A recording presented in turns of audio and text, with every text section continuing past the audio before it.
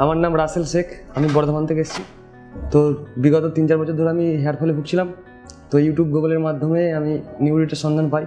তো এখানকার ডাক্তারের সাথে কনসাল্ট করি, একটা ডেট বুকিং হয়।